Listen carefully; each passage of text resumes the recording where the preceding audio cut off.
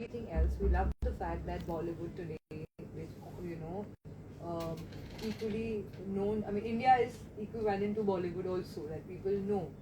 But more than that, mainly, this is our culture. This is our heritage, you know.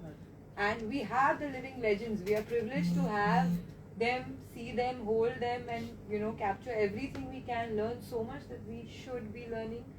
But unfortunately, that's why people, because people वो से movies में जब लोग देखते हैं कि आज because of Sanjay Leela Bhansali sir and people like him who are now presenting Kathak in a very beautiful way, or classical arts like Tumri and something like that, so common man is being able to see it, to know and learn about it. But Kathak is so much more than that. Not just Kathak, many other classical art forms, be it Indian classical music or Indian classical instruments or Indian classical dance forms. Unfortunately, the kind of importance it should get, the recognition it should get, it's not been getting since the past few decades, and that is an alarming situation. Hence, we thought of, you know, since we have the living legends with us, it's an honor and a privilege to grow around them. We thought, let's just take the initiative and do something about it to conserve it and spread awareness. हम sir कितने important है कि ये screen पर आए, लोगों को पता चले इंडिया के हेरिटेज के बारे में? ये बहुत ज़रूरी है। और मैं जो समझता हूँ, जैसे इन्होंने बोला कथक को लेके, जो कथक जो है अभी बहुत धीरे धीरे बीच में बहुत पीछे चला गया था, अब उसको सामने लाना है, क्योंकि ये हमारा इंडियन कल्चर है। आजकल हमारे बच्चे जो हैं वो वेस्टर्न की तरफ ज़्यादा भाग रहे हैं। उनको हम लोग खींचना चाहते हैं कि वो पहले अपना कल्चर अपनाएं, उसके बाद जो उनको करना करें। इसका जो बीड़ा उठाया वो हमारे बेटे ने और इन्होंने और मेरी मिसेस ने उठाया है कि ये पब्लिक के सामने लाया जाए कि कथक क्या है। जैसे बताया, ये मंदिरों का नृत्य है और इसको मंदिरों में कथा से कथक की उत्पत्ति हुई, और इसको पहले मर्द लोग किया करते थे, उसमें लड़कियां नहीं हुआ करती थी। पर आजकल भगवान की कुछ ऐसी कृपा होगी कि लड़कियां इतनी ज्यादा हो गई कि लड़के घर में रोटी बनाने लगे। तो अब क्या हुआ, इसमें कारण क्या कि हम चाहते हैं लड़के इसमें ज्यादा आए हैं, और लड़कियां तो आ ही रही हैं, लड़के भी आए, क्योंकि ये मर्दों का नृत्य रहा शुरू से। इसको कथावाचक जो करते थे वो मर्द लोग ही किया करते थे। तो इसमें बीच में मैं ये जरूर कहना चाहूंगा कि कुछ लड़के, कुछ डांसर्स ऐसे आ गए बीच में, वो कथक करने लगे, ऐसे करके पता लगा वो नेल पॉलिश और लिपस्टिक लगाने लगे, तो लड़कों ने देखा, कहने लगे यार हम भी ऐसे हो जाएंगे, तो वो भगली क्या हम नहीं करेंगे। तो इसकी वजह से थोड़ा इंप्रेशन और खराब पड़ गया था बीच में, पर अब बिल्कुल सही है। और इसके लिए मैं थैंक्स देता हूँ हमारे स्पीक मैके, जो आजकल हर यूनिवर्सिटी, हर कॉलेजों में जा जाके कथक को हम लोग प्रेजेंट कर रहे हैं, समझ में आ रही है, तो अब धीरे धीरे लोग आ रहे हैं। तो हमारी जैसे, पर ये है कि बम्बई जो है मेरे लिए बड़ा इम्पोर्टेंट रखता है, क्योंकि यहाँ पर गढ़ है, और हमारी दीदी यहाँ थी, सितारा देवी जी यहाँ थी, आज उनकी बेटी सामने बैठी, जयंती माला जी, उनकी बेटी यहाँ बैठी हुई है। तो मेरा ये बड़ा तमन्ना है कि मैं अपना पैर बम्बई में जमाऊं। सर, पंडित राम मनोहर जी के बारे में पिक्चर बन रही है, कुछ उन पे जरा कुछ पुरानी याद बताएं। राम मोहन जी को, मैं वही हूँ। कुछ उससे जुड़ी हुई बातें मुझे बताएं कि कैसे आपको प्रेरणा मिली, किस तरह की आपको प्रेरणा तो मेरे बच्चे को मिली कि ये कैसे बनाएंगे। मुझे तो खाली उन्होंने बुलाया कि आपको ये करना है। जब आपने स्टार्ट किया था इस चीज को, तो हाँ, तो उस वक्त फैमिली के आपको सपोर्ट में थी या नहीं? जब मैं छोटा था तो करीब, हाँ, मुझे बचपन में शौक नहीं था कथक का, क्रिकेट खेलता था तो बहुत शौक था। उस समय सुरेंद्र अमरनाथ करके एक बहुत फेमस क्रिकेटर हुआ करते थे, तो वो मेरे दोस्त थे, तो उन्होंने बैट लाके दे दिया था, तो हम बैट से किया करते थे। पर जब हमारे पिताजी की डेथ हुई तो उसके बाद महाराज जी ने मुझे कहा कि बेटा ये अपने घर की चीज है, अगर तुम खाली खेलने में टाइम अपना वेस्ट करोगे तो ये कब करोगे। तब से मेरे दिमाग में, क्योंकि हम लोगों ने गरीबी भी देखी है, मतलब ये है कि हम लोग पानी में रोटी डाल के भी खाए हैं, फटा कपड़ा भी पहने हैं, यहाँ तक कि हम पैसे मांगते थे कि हमारे घर का एक टाइम का खाना चल जाए। इस तरह से हम लोगों ने अपना जीवन जो है बिताया। और उसके बाद जब महाराज जी ने मेरा हाथ थामा, बिरजू महाराज जी ने, जो मेरे गुरु भी हैं, मेरे भाई भी हैं, आज उन्होंने इस काबिल बना दिया है कि मैं आज आपके सामने बैठा हूँ। तो लाइव परफॉर्म करते हुए जी, तो आपको बहुत ही सहजता महसूस होती होगी। बिल्कुल। जब आपने पर्दे के लिए काम किया, कैमरे के सामने, हाँ, तब आपका कैसा अनुभव रहा? बिल्कुल, मैं तो ऐसा लगा कि जैसे मैं स्टेज पर से नाच रहा हूँ, मुझे कैमरे से मतलब नहीं था, मैं अपना कर रहा हूँ, कैमरा अपने आप ले रहा है मुझे, कहाँ से मैं कर रहा हूँ। अगर मैं कैमरे को दिखाऊंगा तो नाच नहीं पाऊंगा।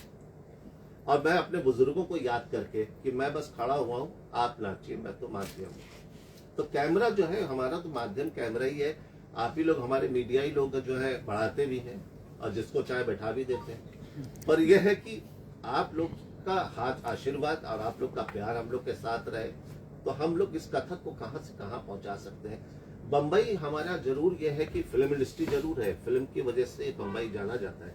इसी के बीच में हम इंडियन कथक को भी लाना चाहते हैं कि हम उस फिल्म वालों से भी कहना चाहते हैं कि हमारे कथक को भी प्रमोट करें, ताकि हम इसमें जो यहाँ के लड़के लड़कियां हैं, बच्चे हैं, वो उसको सीखें और आगे नाम का। हमारे चचा लच्छू महाराज बॉम्बे में थे, पाकिजा, झलक झलक पायल, उसमें उन्होंने कंपोजिशन की, कोरियोग्राफी की। बिरजू महाराज जी ने देवदास, कई फिल्मों में उन्होंने कंपोजिशन किया। पर आज हम भी चाहते हैं कि हम भी कभी फिल्मों में कोई कंपोजिशन करें, पर किसी को फोन करो तो पीए ये कहता कि है नहीं, पर वो है घर में। पर फोन वहां तक हम पहुंच नहीं पा रहे, जिनसे हमें मिलना है, जिनसे हमें बात करनी है। हम यही जानना चाहते हैं कि हमारे डायरेक्टर हो या हमारे प्रोड्यूसर हो फिल्म के, ताकि हम भी एक कलाकार हैं, हमको भी मिलना है, कुछ बात करनी है, थोड़ी उनसे भी हम मदद लेके हम ये चाहते हैं कि हमारा कल्चर भी मुंबई में चले और आगे बढ़े। हम भी ये सोचते हैं इस चीज के लिए। अब दीदी हैं हमारी, जयंती दीदी हैं, ये हम लोग सब मिल के एक नया कोई स्वरूप यहाँ निकालने की कोशिश कर रहे हैं कि मुंबई में भी हम फेमस हो, कि लोग जब खड़े हो, स्टूडेंट ऐसे निकले कि हाथ बना के खड़े हो तो लगा कि राम मोहन महाराज खड़े हैं। जैसे आज मुझे लोग कहते हैं कि ऐसा लगता है कि महाराज जी खड़े हैं, क्योंकि मैं उनको पी गया घुट के, बचपन से उनको देखा है। तो कहने का मतलब मुझे यहाँ सिर्फ इसलिए आना है कि मुझे सेटल होना है मुंबई। और मैं जितने भी अब मुकेश अंबानी जी सब नहीं मिल सकते, वो तो काफी बड़े हैं, वो थोड़ी अगर मदद करें, क्योंकि उनकी बहू खुद भी डांसर है, तो कला को वो समझती होंगी। अगर उधर से कोई सपोर्ट मिले या इधर से कोई सपोर्ट मिले तो हम अपनी अच्छी क्लासेस यहाँ चला सकते हैं, ताकि मुंबई के लोग, पूना के लोग यहाँ आके सीखें। बिरजू महाराज जी आपके गुरु रहे।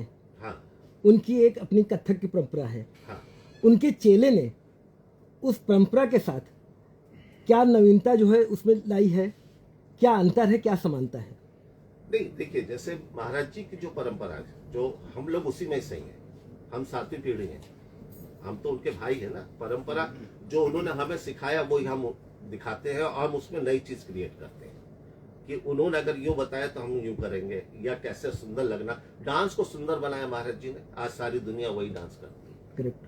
आज जिसको देख लीजिए वही हाथ आता है। ये घराने वराने बाद में बने हैं, पहले तो अंग संचालन हुआ कि कैसे अंग बने।